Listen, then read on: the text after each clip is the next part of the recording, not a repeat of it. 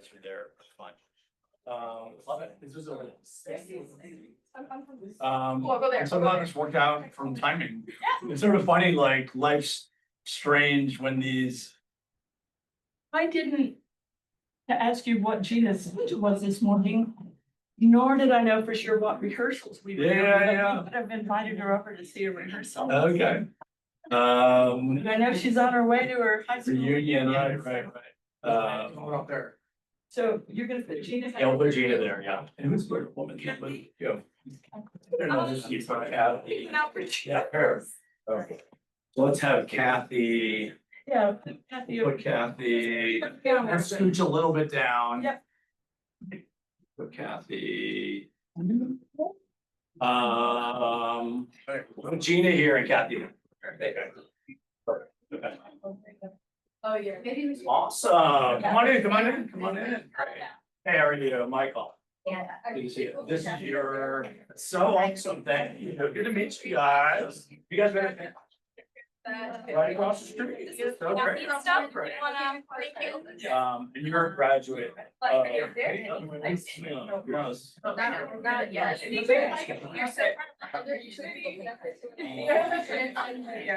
Sometimes there are. It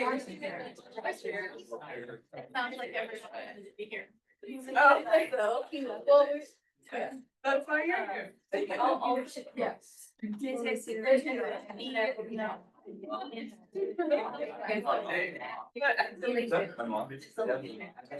Well, Manu. Over every Yeah. Wait, that's been a while. Students, Argentinians. Yeah.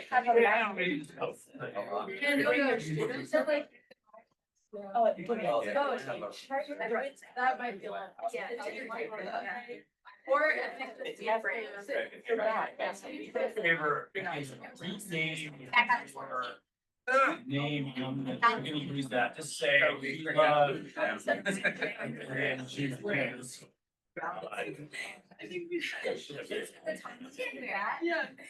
Yeah, don't go see this cow.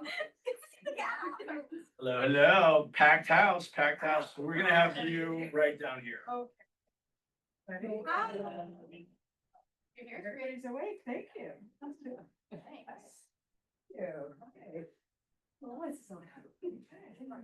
Hello, come on in. We got a seat right next to Gina right there for you. Kathy, you got moved over here. Yeah. Oh, hey. Where you should be there. I'll be right here, yeah. I can scooch down too. Like. I mean, everybody. Even Jesse comes in at the table. Wait,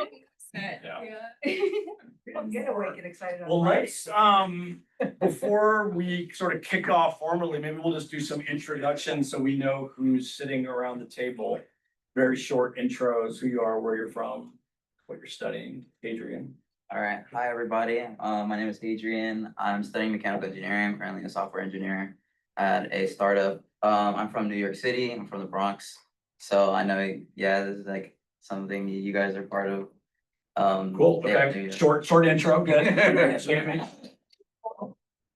Cool. Shammy Williams, I have worked at the university for a little over 10 years. I'm in university relations. My name is Eva Jesse. I am a computer science major, sophomore. I'm from Rockville, Maryland.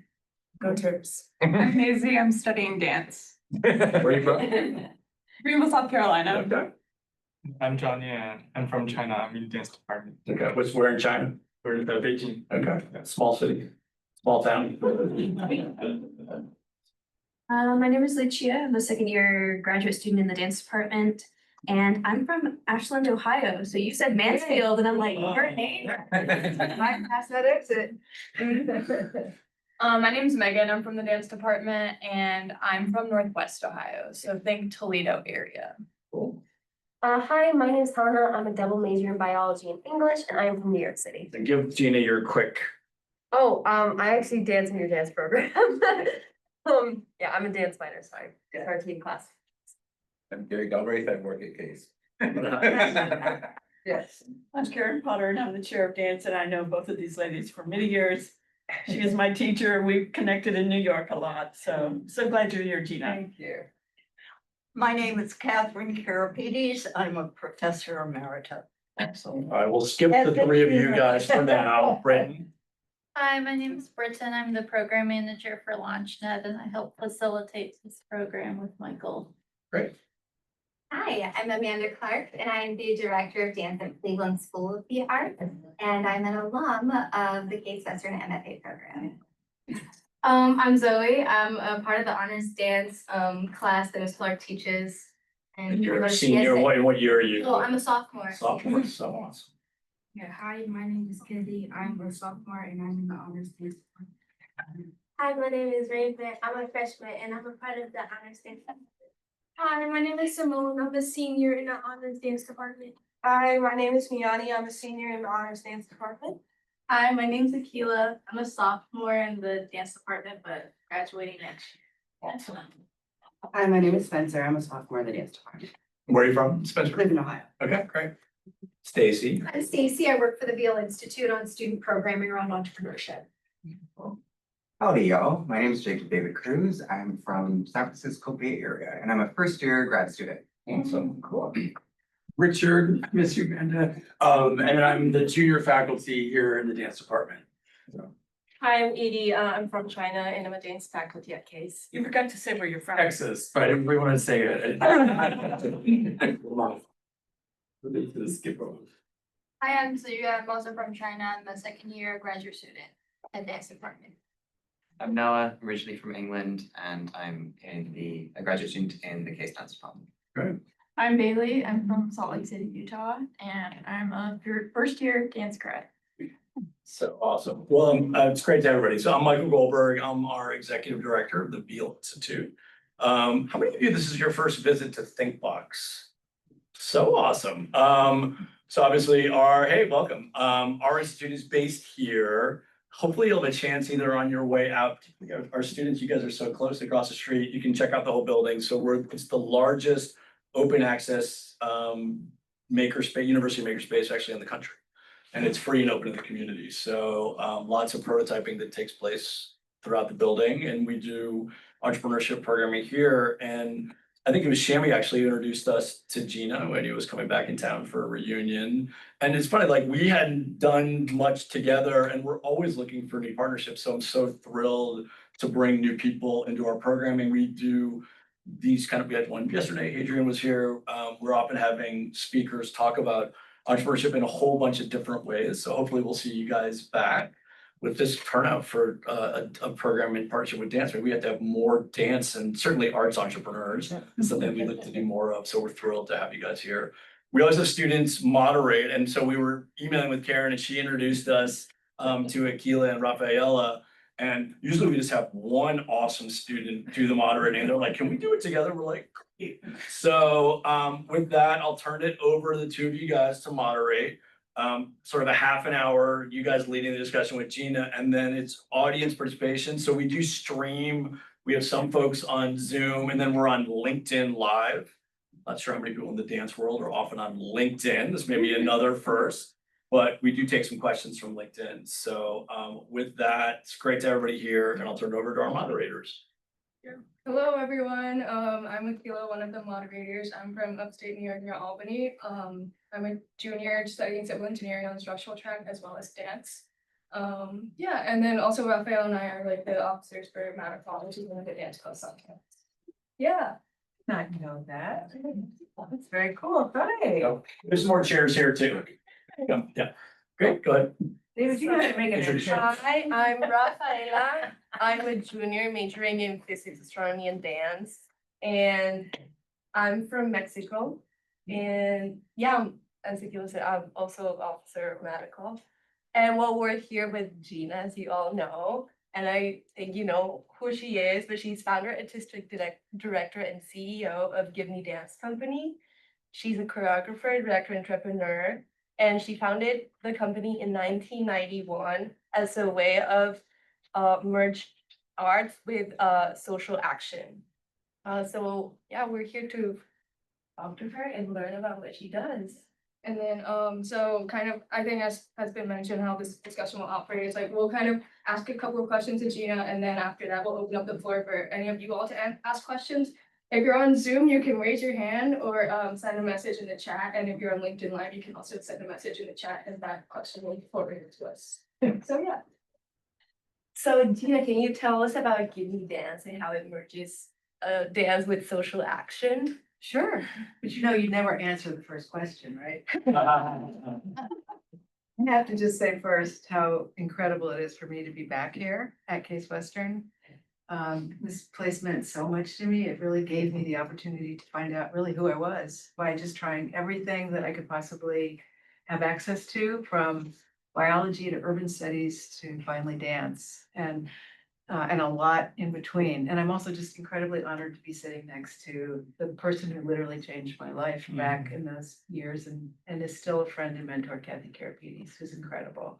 So this is very, very meaningful for me to be here. And then, of course, we have David Shimatakahara and Pandora, who just came in. And so many incredible relationships here, new and old. And also, the School of the Arts I'm so fascinated by. I'm so excited that you're all here. And I'm so jealous that there was something called Dance Honors. We didn't have that when we didn't have Dance Honors. Did we? Our company is an interesting company, and it grew way beyond what I ever thought it would. The organization that we have now was never a dream of mine. I had a little dream, and that was to be a choreographer, to have a single space, and to use the power of dance, which I had discovered throughout my childhood and even more profoundly at Case Western, to use the power of dance to bring the kinds of experiences that I was privileged to have to other people. And that founded a small organization in one studio with one company that did community action work 365 days a year, one space. And the rest was just sort of a really interesting study in opportunity, risk, entrepreneurship, maybe insanity in hindsight. But so what you see now is basically so much larger, so much more expanded than anything I ever dreamed of. But it all was really embodied in that first original founding of our organization, which was really, I wanted to be a choreographer and have a company in New York. I wanted to work collaboratively with people that I respected and had a connection with. I really believe in the community of dance. I think it is the thing that is the most powerful about dance. It's community building capacity. I wanted to have that space because I wanted the dancers to have a home. I wanted my work to have a home, but I also wanted to have the ability to share that with the larger professional dance community in New York. It's very important. And I also felt very strongly about reaching outside the walls of the studio to reach into other communities, schools, shelters, community centers, audiences that might not have access to that power of dance for a number of reasons. And that is the founding mission, and it was small. Our organization was so small for so long. Our organization was small for much, much longer than it's been at the current scale. Today, that one studio is 23 studios. That small single choreographer company is a company that has 10 to 12 dancers doing repertory from artists that I never dreamed I would be able to work with. Internationally renowned choreographers performing in places with dancers that are just beyond, beyond my imagination in terms of their skill and talent. And also the community work that we're doing, unfortunately, resonates more and more each day, because the need to address issues around gender-based violence and youth and violence awareness and prevention is unfortunately even more urgent than when we started that work in 1999. So it became this very robust organization. My role has, this is a very long answer. I could go for a long time, so I'm gonna pause. Okay.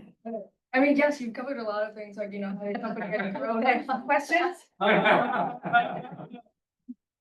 But I mean, what we've noticed is that you have like three main principles for your company, like company, community, and center. Yes. You've already kind of described a few of them, but do you want to go into more detail? Yeah. Absolutely. And just first, this idea that these seem separate now, but they really evolved in such an organic way. We were a dance company we had a space and we did this work. It was the dancers in the company that did that work. It was the dancers in the company that created the model for that work based on our own artistic practices. It wasn't sort of just invented. It was basically extracting the way we work together, kind of codifying that, being able to train other people in that practice, and then really appreciating that work and that model happened to work really, really well, first with survivors of intimate partner violence, but then later we could use that model to help youth really learn about healthy relationships. So all those things started from this nucleus that was very, it wasn't three things, it was really one thing. And that the thing that really unified it all was this, again, this model that emerged from the way we worked together in the studio. This was not invented, this was extracted from our process. I sat down with a group of dancers and we reflected on how we worked together. We gave it language and we really obsessed on every word, how we wanted to describe this. And it was really about the idea that the thing that unifies all three is that we are reflective in the sense that we don't think about truths, we don't think about leadership as being unilateral or top down. We think about the importance of anybody that's engaged in a process should first reflect. Like I shouldn't say, this is what we're gonna work on, but let's think about a time when two things intersected in a really powerful way. And you have your own reflective process. Look inside, speak through movement. The idea that then you take that idea, that impulse, and you express yourself. You don't, we don't strive for a certain technical or presentational outcome. We strive for an outcome that is self-expressive. Look inside, speak through movement, work together. We're very collaborative. Believe in, if I have something and you have something and we combine that, there's something much more powerful and much more interesting and much more unusual than if we were working on our own in isolation. And then take care. I've learned over the course of my career the utter importance of self-care, of self-respect, and of taking care of the group that you're working with, taking care of the space you're working with. I took my shoes off every time, Valley Dance Center. So taking care of self, taking care of community. And so look inside, speak through movement, work together, take care. It seems so simple, but you can apply it, and we did apply it to every single aspect of organization. So we noticed that you call your dancers artistic associates. So we wanted to ask you why you made that change, and like what is their role as activists and cultural entrepreneurs instead of only dancers. Okay, there are no short answers in my life, so I'm sorry. I always did evening length work when I was choreographer, so it's complicated. A simple answer is kind of unfortunate. And one of the things that I've noticed in my career, and one of the things I've tried to do living in New York is break through the insularity of the dance world and get into a lot of other communities. So the scientific community, the business community, the legal community. And I always noticed that when I told people I was a dancer, I got a kind of weird reaction from them. And I thought, what is with that? And the really wonderful dance teacher, Bessie Schellenberg, once said, you hold your head high and you say, I am a professional dancer. And this is what I do. And I've trained and studied. But still you get this sort of, you're a dancer, or you're a dancer, or you're a dancer. So, it's just like I noticed that people, unfortunately, because of our society's inherent complicated perceptions of the human body, view dancing in certain ways. So I thought I wanted to, first of all, elevate the position, but also, so many dancers in New York are in organizations where it's like, oh, the dancers are in the studio. Oh, okay.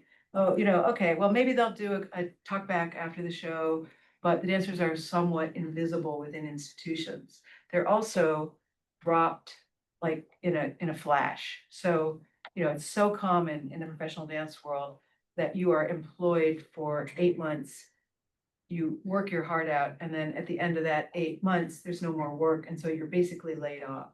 So a few things as the organization started to grow and we could conceive of this, we decided to make full-time positions where the dancers were not only dancers, but also entrepreneurs, activists in the community, and also advocates within the professional dance field. They would be paid 52 weeks a year, have health insurance, and have a title that actually made sense within the organizational structure that encompassed the full range of what they actually did. They weren't just dancers dancing on the stage. They were creators, co-creators, they were activists, they were advocates. Perfect. Yeah, that's like we were thinking like you were gonna talk about like, the structure of your company and like how you kind of value each person individually. Tried. Yeah. So that's like more about your company aspect. We want to shift over to like, the center, I guess. Like, so you like focus on, teaching classes, providing studio spaces. So do these kind of, these sort of resources that you provide, do they kind of provide like a financial challenge sometimes because you're providing so many of these resources and usually a lower cost than like, other places that we would expect in New York City? Yeah. The economics of having space in New York is impossible. I spend as much for cleaning of our spaces now. I spent half of our budget in 2010, our entire budget is what we spend now every year on cleaning. Security, of course, you have to have a lot of security. Rent, both of our spaces are rented. So the economics of it are really difficult, but I will just say it is utterly worth it. I'm gonna make that a short answer. So for the community aspect, Gibney has the Move to Move Beyond program. The work done by this program has been published in research journals and everything. Could you explain how this program works and what it is? Sure, absolutely. Well, as I said before, that model, that look inside, oh, wow. Okay, we are about to have a royal entrance. Okay.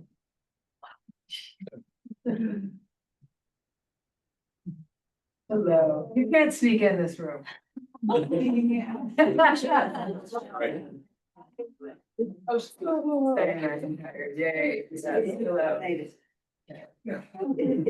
That process that, again, it's really important to remember that came from the way we work together in the studio, look inside, deep through movement, work together, take care. It just happened that I was really looking for a way to get involved with the community. I was doing a lot of research, and Move to Move Beyond was basically founded by this revelation that dance and the issue of gender-based violence, domestic violence, could really work hand in glove to empower survivors, give them the tools to regain agency, encourage them to reconnect with their bodies, encourage them to connect with one another. I read a statistic that changed my life, which is that a woman is safer on the streets than she is in her own home. And I say this constantly because it's true. A woman is safer on the streets than she is in her own home. And that was a profound shift for me because I've always been very much a champion of women's rights, disturbed by inequalities, experiencing inequalities, lack of opportunity, having to work harder for the same opportunities. But I thought this is a bar under which no one should ever have to stoop, that you can't be safe in your own home and with the person that you love who is supposed to take care of you. So that was just, it really changed my life. And so using these tools to reach survivors in shelters throughout New York City just took off in 1999, and it's been ongoing since for 25 years. Essentially. So, I mean, I know there's like published research about this. Can you like tell us about the findings, like how, dancing has affected these people with healing from their trauma? Well, for over 20 years, we did these workshops and we knew that they were powerful. We would see women in shelters working to rebuild their lives, having to go into their rooms after our sessions to feed their kids and get them ready for school and try to figure out where they were going to live and how they were going to get employment. And they would come in these workshops and they would go, "What are you asking me to do? We're going to dance? I got to get going," and so there's a lot of resistance at the beginning, but through this process, which gradually taps into where they are, gives them a chance to really interact with each other. Don't think that just because two people live next door to each other in a shelter, they have anything in common. So it gives them a chance to get to know each other, to validate themselves, to think about what they would say and to have that validated by people rather than torn down. to reconnect with their bodies. So I've known, I mean, if you see the beginning of the workshop, you see the end where they're laughing and connecting with each other. I said, oh, I'm gonna go and, I'm gonna take this take care card back to my room and I'm gonna do this every day. And let's get together and practice this on our own. And I feel so good. I feel like I could fly. The things that people were saying, I knew it worked. And so what was really ironic is that after 22 years, we did this scientific study with hooking people up with electrodes and measuring. And it basically proved that the work that we were doing helped reduce stress, helped engage, helped people feel more positive about their futures. It's all sort of documented. It's a qualitative and a quantitative study. But honestly, this is the problem with the arts. I knew this, we knew this, you could see this. And then suddenly we're evidence-based. So, yeah. But I do like being evidence-based. And then I think you also provide like opportunities for these attendees to dance in the performances if they Yeah, want. most of the program is a program in actual shelters, but there's a group of about a dozen survivors who we've been working for on an ongoing basis. And they do public advocacy. They are all very secure in their new lives and can be out in public and can advocate. And so they do public performances of their own creation that basically tell their stories. And it's a very, very, very powerful advocacy tool because you're hearing the stories from the women themselves. So I imagine that your duties at the company has changed throughout the years. Can you describe what is like a day-to-day, what do you do in a day-to-day basis? Oh, you don't want to know. I would just say no 2 days are ever alike, and I don't necessarily love that. I think it keeps me on my toes, but I like everybody else, I have a lot of email, I have a lot of meetings, I have a lot of financial obligations. I have a lot of human resources obligations, but I think that's the point I would want to make is that one of the things I think is so important as you evolve from a student to a young professional through your career is being willing to redefine yourself in a way, or being open to opportunity that is around you. And that feels very positive, but the other side of that is always letting something go to make space for something else.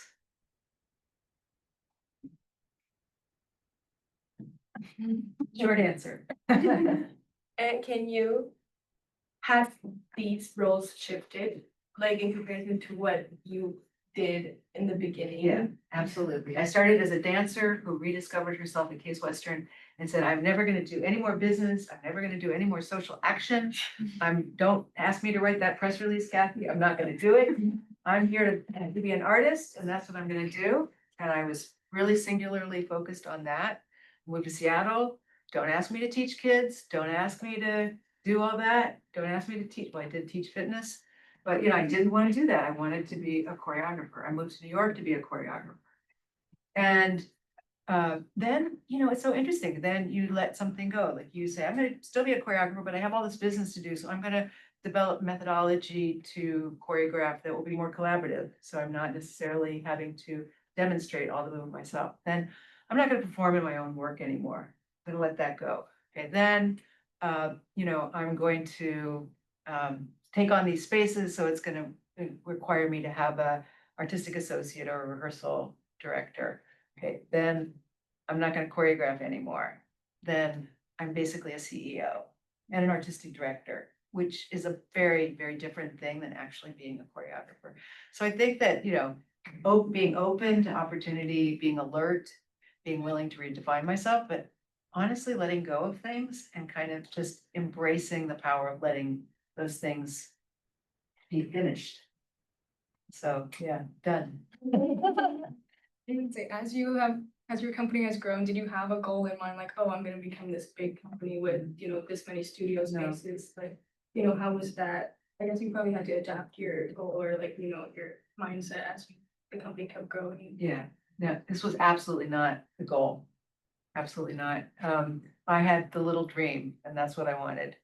I wanted the small dance company that was self-sustaining, that had one studio, that did my work, and that could travel the world and, you know, perform at best venues in New York City. And at the same time, I was doing all the business and all the fundraising. Like literally in 2010, we had our first ever full-time employee. It's not that long ago in the scheme of, you know, 99, 2010. So basically doing everything. And it just wasn't sustainable. And I started to realize that by letting go of that, wow, oh, we can have 3 spaces. So I started to see that there was another, but I never, you know, this was not the plan. I've done very little planning. Quick planning, but never, you know, the kind of classic feasibility studies. Don't be mad at me. So what's the hiring process like? What does someone have to do to be part of your company? The dance company, yeah, we have auditions every February for our company. That's the kind of standard thing that is done in the dance world. That happens because people need to know whether they can accept a contract for the next year. If they're in a job, they have to give notice that they're leaving. So you do an audition, we do auditions in February. Dancers are going all over the world to audition, and some of them will end up at our audition. We get many, many more applications. It's really very sad how many people will apply and how many people actually can be seen in audition. It's a problem. And then, you know, you basically audition them, interview them, and it's very much about everything that you might imagine, from technical ability to training to stylistic training, but it's also very much about openness to the work we do, chemistry in the studio, whatever we're actually looking for at that particular moment. So it's really, really difficult and very, very discouraging to people. Sorry. And you know, the thing is, you're looking for something really specific and you have 100 people that you're seeing. And so it's really difficult. We try to be very, very human about the way we do it and try to give people an experience that'll be a really positive experience. So even if they don't make the final cut, they will feel like they actually know us and like us and have had a really positive experience.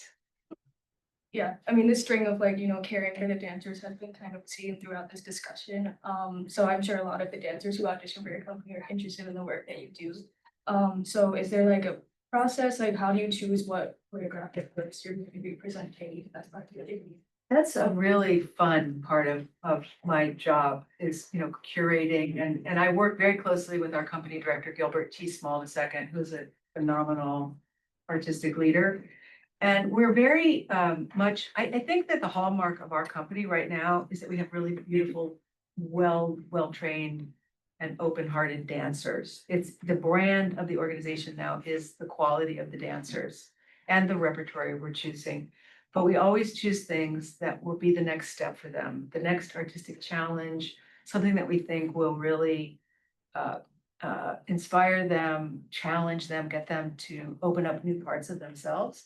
So as an example, we had been working a lot with choreographers who were working very collaboratively with our dancers and drawing movement with that from them and relying on them. And that's a great way of working.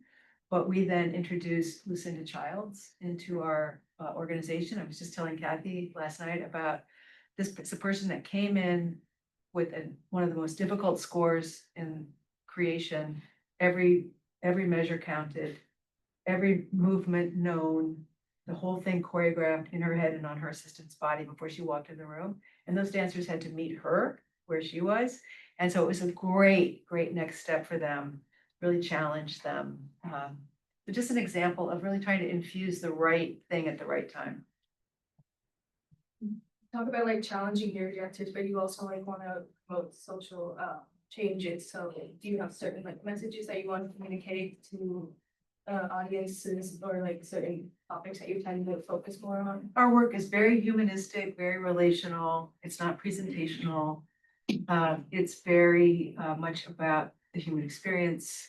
We really look for storytelling in work. And I think the other way that that manifests itself though is in the culture in the studio that we have learned over the course of this, what's now almost 5 years of expansion, that we are going to be very careful about who we bring into that studio because the culture that the dancers have created with Gilbert is really important. And we need to make sure that when a choreographer from the outside comes to work with them, that that culture is not only honored and respected, but is also just elevated. So we all have seen experiences in studios where the dancers or the institution has a certain culture or a certain set of values, and then somebody else comes in and disrupts that. We try to be very careful about sustaining that culture. What is the biggest challenge you have faced throughout your career? Money.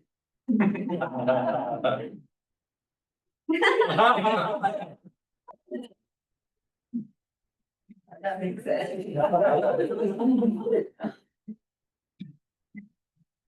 Didn't expect that, did you?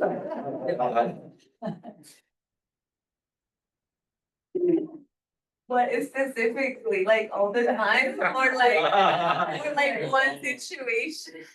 Well, look, we are in a very ephemeral art form. And I'm in a city that is very, very expensive and complicated city. Real estate, dance is such a real estate intense field. And we are constantly having to address scarcity. And what's interesting is we now are this bigger organization. We have this budget that you would think, wow, they could do whatever they want. I mean, our budget is significant because of these spaces, but we are still just trying to figure it out. And, every year you have to raise a certain amount of money. You have to make sure that you have really, really great programming. And one of the real challenges after the pandemic was, it would have been really easy to just sort of say, let's throw it in, for a year and just forget it. But instead we kept going. And so coming out of that, we have a great product. You can't raise money unless you have a product. So juggling, like, it's almost like a catch-22. You need a great product, you need great dancers, you need networks, but in order to get those, you need money to do it. It's, I actually love fundraising, and I love the idea of in a way, raising funds for good things to happen, things that wouldn't happen if you didn't have those resources. That's one of the most, I think, exciting and meaningful parts of what I do, but it's also just incredibly challenging. Can imagine that. Can you talk about like some of these fundraising opportunities, how you are getting funds? Because I know you'll teach classes or like you'll have classes. That's probably one avenue to get funds, but are there other ways? Well, we're a really interesting blend of earned revenue and contributed income. So earned revenue is from our studio spaces, from our education program, from touring, from everything like that. And we're fortunate that that is over 50% of our budget. So that's good, but it's unrestricted. It means we can spend it on what we want to spend it on, but it also requires a huge investment in the space. For example, one of our competitive advantages is that our studios are really clean. People always say, these studios are so clean, but I told you how expensive it is to keep them clean. So it's a sort of balancing act. The company has become the sort of a little bit more of a fundraising draw now that it has more visibility, it has we're performing in more venues, and we have started some commissioning initiatives. So we're finding that people love to be involved with the commissioning process. So, maybe a donor will give a grant specifically for the Lucinda Childs piece that we just did, or we're doing some work coming up with Johan Inger, a Swedish choreographer. Maybe they want to give to that. So that has been really great that there's been individual interest, but the bulk of our grant money comes from, or contributed money comes from foundations. And we're fortunate in the sense that we have the company, the center, and community action to fundraise for. So that gives us a little bit of a broader portfolio, but it's really challenging. It's challenging. I feel like having an established network, at least from the start of your company to now, has probably helped you a lot. Have you been able to retain most of that network and grow it? Yeah, I think our big advantage is that we have the track record of a legacy organization, but we have the feel of a startup. People say that a lot because we are constantly, now we're gonna take on another space, now we're gonna take on another space, now we're gonna expand our company. This is all new and it keeps us kind of feeling like we're a startup. And I think that's attractive to people, where the risk is minimized because of the track record, but the excitement is maximized because of the feeling of startup. I thought I should use that word. All good? All good. Great. We have a question from Zoom. Are you guys ready? I think, yeah. Yep. Okay, cool. So we'll actually kick it off with a Zoom question first. Bradford Cruz says hello to Gina, Kathy, Michael, and Shammy. And then the question is, Gina, can you speak to how you recruit your board members and what your expectations are of them?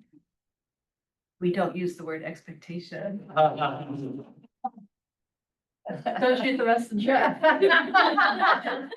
Not written. We recruit, recruiting post-pandemic has been really challenging. A lot of people and retention, because a lot of people's lives changed during the pandemic and they moved or changed professions. We recently recruited 3 really incredible new board members, which was amazing. And those all came from either board members or people we've just really been cultivating for a long time. And so we've been fortunate. I think the company gives us an opportunity now. The fact that we have the spaces that are open virtually 24/7 and have this company that performs quite a bit gives us lots of hooks and things to invite people to. So we have a lot of opportunities to bring people to we don't have to talk a lot about what we do. It's a good thing, but we can show people a lot what we do. And expectations, that's so tricky because, you know, board members are essentially volunteers. But I think people need to really understand when going into a board that there is a financial expectation that you help to raise money for the organization. There's a governance expectation that you make sure that the organization is dotting its I's and crossing its T's, doing everything in a proper way, complying with laws, complying with best practices. I think board members have a huge role in networking and cultivation, showing up, bringing people, making new friends for the organization. And you know, it shows in a lot of different ways. There are board members who give a lot of money and can't show up as much. There are people that are always there. But I think just engagement and a sincere interest in the work that we do and in the mission is really imperative. Hi, Brad. Yeah, I mean, we're kind of done with our part, but if anyone has any questions, feel free to ask. This is like our discussion time. Yes, Jay. What type of community advocacy do you do? What is your favorite and what demographics do you target? Well, I'm very, we do a lot. So I think that right now, something that I'm very passionate about, I can't say my favorite, but something I'm really passionate about is our Hands Are for Holding program, which is a program that works primarily in middle schools and high schools. And it uses the viewing of dance, short dances that have embodied messages about healthy relationships, bullying, nonviolence, consent, to get youth to start to talk about and think about healthy relationships. And it's really powerful because, you know, you think about going into a middle school and saying, hey, we're going to talk about healthy relationships. Now you can imagine the reaction you would get. But this is kind of subversive in the sense that it really gets kids talking and you can kind of objectify it. You know, they can say, the facilitator could say, what did you see? And the kid could say, well, the duet on the right, boy, they were really getting along. It was harmonious. It was peaceful. They respected each other. Everything was going great. The one on the left, you know, when she went to lift him, she dropped him, and then she was disrespectful to him. And then she was really nice to him, but then she, you know, so they can talk about it and then start to think about, like, how do you want to be treated and how do you treat other people? And so I love that program because it employs dancers, number one. And there is such a demand for it in New York City public schools. So it feels like if it had the right funding support, it could be in every school and it could make a tremendous difference. We went to a school in 2014 and recently connected with somebody from that school, and they said that the kids in that program talked about those ideas for 4 years. So I know it can make a difference. So that's my current interest. Thank you. I have a question for Gina. By the way, those of you who don't know, she is truly a rock star. Your spaces in New York are amazing and serve so many dancers. I've rehearsed there. We've seen our alumni perform there. Gina, amazing. You're across the street from City Hall in New York, right? Love it. Do you have opportunities to go across the street and knock some elbows around and get more input, funding, support, any kinds of things that the city of New York can convey to you and to the institution and the company? Yeah, we don't, I take it very seriously that we are in that particular building. That building at 280 Broadway is right across the street from City Hall Park. It's right across the street from City Hall where the mayor is working. And moreover, it is on the land that was the original African burial ground in New York City, the largest African burial ground in the country. So there comes a lot of responsibility with that building. And we do a lot of things. We do a lot of activism. We do a lot of support of people who are conducting activism in our space because it's right across the street. We're very close to Foley Square. So we do our share of that for sure. And we also do our share of supporting those who are doing it. It's very interesting. My office literally, I look across the street and I can see the mayor's. Very cool. And the other thing was lots of protests, constant. Yeah. Constant protests on Chambers Street. So it keeps us very aware of what's happening in the world around us. With your choreography, what are like your main inspirations? Like when creating like imagery in your pieces, what's like your inspiration for each piece? It's such an interesting question. I really and truly tried as a choreographer to be, and I hope this doesn't sound trite, but I really did try to be true to myself. I was very focused on not following trend or not creating pieces that I thought would land well with an audience or a critic or a certain type of funding, but to literally let that part of my career be very genuine. And I wasn't a person as a choreographer who had a notebook full of ideas for what the next piece was going to be. I finished something and I kind of waited. And generally some sort of inspiration would come to me. And I'll give you an example. I was so fortunate once to be able to travel to Cambodia. And I did it to get away from work. And I saw this most incredible thing in Cambodia. Everybody talks about Angkor Wat. That's great. But I saw these incredible temples that had not been restored, that had been allowed to go to ruin and were crumbling, but they had the most extraordinary vines growing through the ruins. So you saw this incredible juxtaposition or duality of something that was eroding and dying and something that was renewing. And I thought it was like this visual embodiment of this, like a very, this image that was so powerful. And you can think of so many instances where you see something that is dying, but something is being reborn. And so that I knew, I mean, I always would know, but it wasn't in a notebook. It was just like in a minute, I would know that was going to be the next thing. But then I would start this process of, I didn't go into rehearsal and say, oh, I saw these temples, but I would say, have you ever experienced a time when there was a juxtaposition of something that was eroding and dying and something that was renewing? It's a really universal, natural image, and so that's where the piece Time Remaining came from. It was just this sort of, I know that's what it is. And it's very, yeah. it's not the most reassuring way to make work, because you have to wait for the inspiration, but I did. Could you talk a little bit about the individual responsibility and advocacy that your artistic associates do outside of just what they do in the studio? So do they, for instance, choose a pathway or an advocacy that they are themselves drawn to, or are they assigned those sorts of things, etc.? Well, first we try now, this is a ball. First, we try to make sure that they understand what we do. And this is relatively new. So we make sure that we train them in our community action model. They recently choreographed a Hands for Holding excerpt so that they can perform that on tour. You make sure that they have some sort of grounding in our way of approaching community engagement.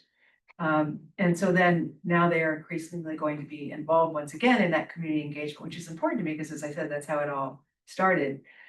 Some of them have fellowships in which they use dance or some element of dance to address a social problem or an inequity.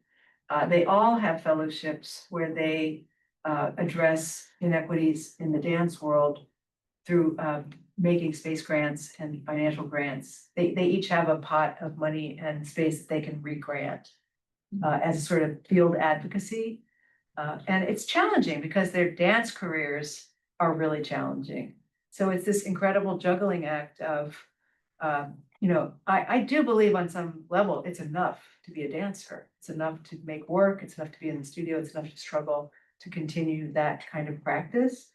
But if we can instill this other set of opportunities, we will. And some of the dancers have literally made those their next career path. So we try not to force it. We have people that have gone on to get a master's in social work because of the work they did. Veale, who did work with dancers in mental health. Nigel Campbell cultivated Move NYC through a Gibney fellowship.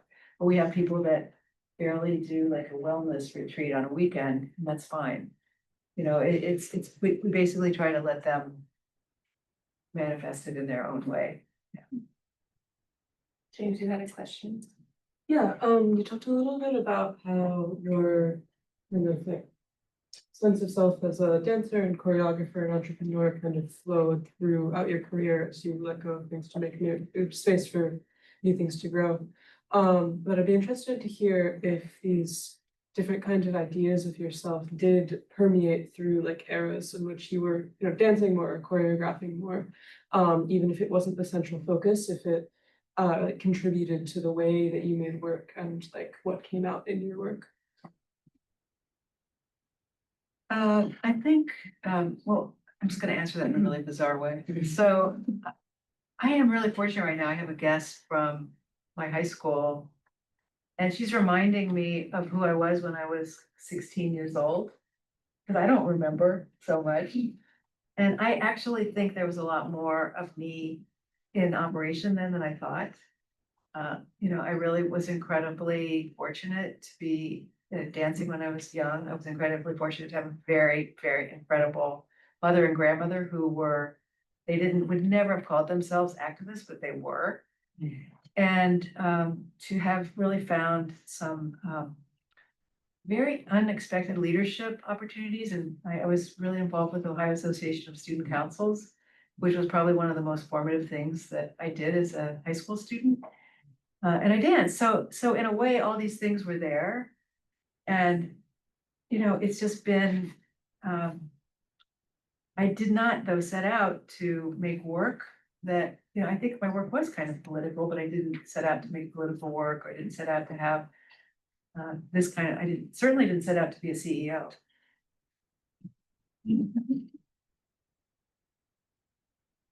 So you talked about how you look for storytelling in your work, especially with survivors. Can you talk a little bit more about that, especially as I said, with survivors? I feel like you have to be very careful because that's something that's so sensitive to people. Excellent question. The dancers are all, one of the things that I believe is have this model, it's simple, it's powerful, and then let the dancers do what they're good at. Like, don't force them to be social workers or like the whole beauty of the model is it's simple and you can interpret it. But they're really highly trained in issues around trauma informed practice. They're trained by social workers, they work with survivors before they do the work. So, but the other element is that our whole approach is not about re-traumatizing or digging up their traumatic stories. Of course, they come up. There's always a social worker or therapist in the room when they are doing the work, but it's much more about aspiration, about who you admire, about what something really good that you did this week was, about who you aspire to be, what you're proud of, where you're going. It's very, you're led to tell parts of yourself that are aspirational and forward-looking, and what you're proud of what you've done, not necessarily re-experiencing the trauma that you experienced. It doesn't avoid it, but it doesn't encourage, it's not the sort of point of it. Thank you. In a way, it kind of gives them a chance to change their story. Like, you know, they may have felt like they were a victim or they had this really difficult circumstance to uncover, but now they're telling a new story about themselves, a new narrative about who they are. Awesome, thank you.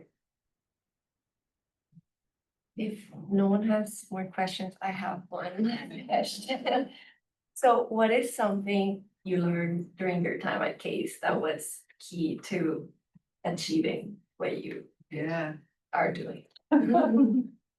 What did I learn? Undercurves. Well, what, no. Well, you were curious and you were always discovering different things and possibilities to coordinate. Yeah. I think that, well, the question I was expecting to answer. Do you have another question? You can answer also the one you were. No, I mean, I always get asked, what's the most important piece of advice that you have? Right? So I'm gonna answer that, I was ready. Sorry. Because I'm gonna answer it differently than I usually do.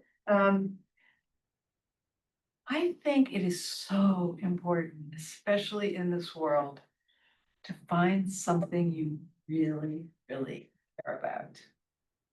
Not something that other people want you to care about, not something you think you should care about, but what you really care about. Because this life is really long, it's really difficult, and you will need that fire, that desire, that focus to keep going.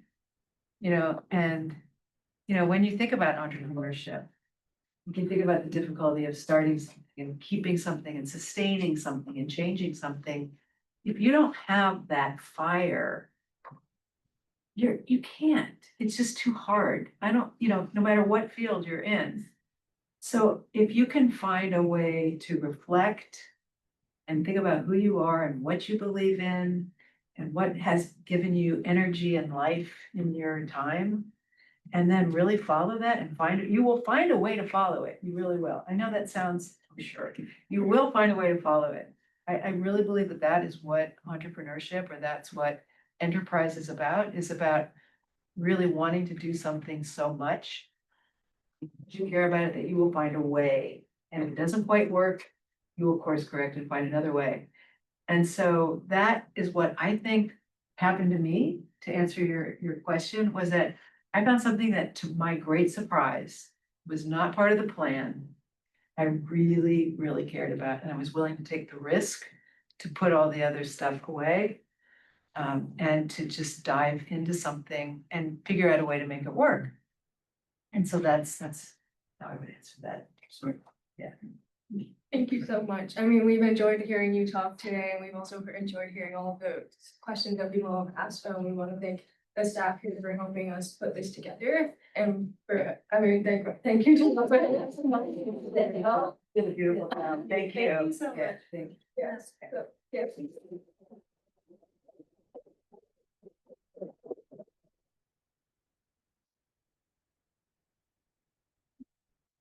Well, with that, Raphael and Kayla, thank you for moderating. You did an awesome job. And Gina, welcome back to campus. And Kathy, thank you for joining today. And I'm so glad, and I love the fact that we have high school students who asked a question. You rock, that was awesome. I'm so glad you guys were able to make it across the street and hope to see more of you. I mean, I think this speaks to doing more. We've done a little bit in arts entrepreneurship. And I was texting with Brent, and I was like, we need to do more with arts entrepreneurship because of it's just great to hear, Gina, your story and growing the company, and great to have so many of you who haven't been here before in the space. So do check. We have a lot of different programs and grant programs and pitch competitions. I'd love to see more people. We have as an example, we have a $50,000 pitch competition in the spring. And we have an idea track. So if there's an idea that you have, and it can be a nonprofit idea, it could be a business idea. So it'd be awesome to see more students in our dance department participating in our pitch competition and winning money. We also do have a program that Britain runs. The applications just closed for our Think Do Thrive It'll open grants. again in the spring. So this is, $1,000, $2,000, $100 to sort of pursue an idea. So again, love to see more of you all spending time with us, and we do have funding for some of these things. So yeah, Kathy. If you don't mind, Please. I'd like to make a kind of PR announcement. We have with us today Diane McIntyre, who is a dance icon, not only in Ohio, but nationally and internationally. And she's going to be performing at Playhouse Square, part of the Dance Cleveland season on Saturday, November, I never remember if it's the 10th, 12th, 16th, 15th. Yes, so Thank you. And please try to attend. And Catherine Karapides is my informal PR person. Yeah, yeah. And I have always been a fan of Gina Gibney. And rarely are we in the same space at the I've been in her space, but for us to be in the same space at the same time. She is just such an inspiration to me and to so many people across the country, across the world in dance and beyond. So it's very special for you all to be in the same room with her today. So hold on to all these treasures you pursued today. And we have David Chimatakahara, who for 25 years was director, choreographer of Groundworks. So, yes. Nora. I'm married to him and I work at case. Friends, yes. Well, great. And again, as I said, please explore on your way down some of the other floors. I'd love for you guys to see what we're doing in the building, and please come back. So thanks again. Yeah.